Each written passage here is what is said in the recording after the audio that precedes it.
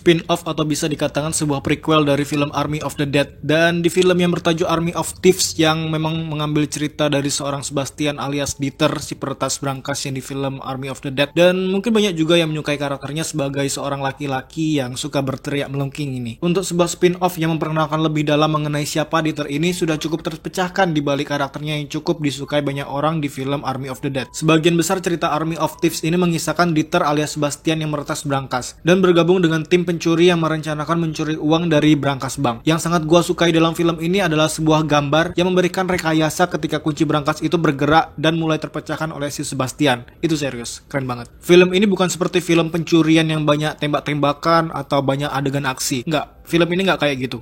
Tapi lebih ngasih ke sensasi deg-degan waktu para pemainnya mencoba buat atur rencana masuk ke bank, nemuin brankas, terus ngeretas brankasnya, dan yang paling deg-degan dan bikin seru nontonnya itu ya ketika si Dieter mulai ngeretas. Di film ini kita juga bisa ngelihat lebih jauh sisi humanis dari Dieter juga. Pace-nya emang bakalan lambat di awal, tapi tetap menyenangkan buat ditonton sampai akhir, walaupun durasinya sekitar 2 jam lebih beberapa menit gitu. Chemistry antara Dieter dengan Gwendolyn itu pas banget chemistry-nya. Keintiman mereka berdua itu sampai banget, apalagi di menit akhir yang bikin gua terenyuh nontonnya. Cerita film ini tuh ringan banget, menyenangkan, tapi sayangnya menurut gua film ini terlalu flat ya. Nggak ada konflik atau cerita yang paling nggak ada sesuatu yang bisa diingat dari film inilah.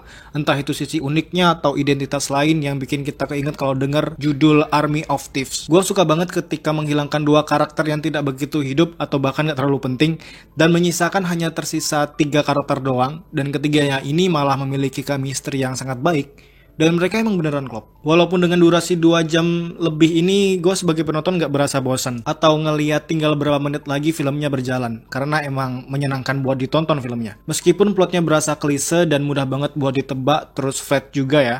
Visualnya cakep, terus waktu pengen ngeretas brankas itu dibuat kayak adegan gimana mekanisme dari si brankas yang cukup ciamik menurut gua. Dan yang terakhir, yang paling jelas ya jangan berekspektasi terlalu tinggi lah dengan film ini. Nah, ngomongin ekspektasi, jangan lupa buat nonton video gua yang ngomongin trailer yang bakalan muncul di pojok kanan layar kalian ya.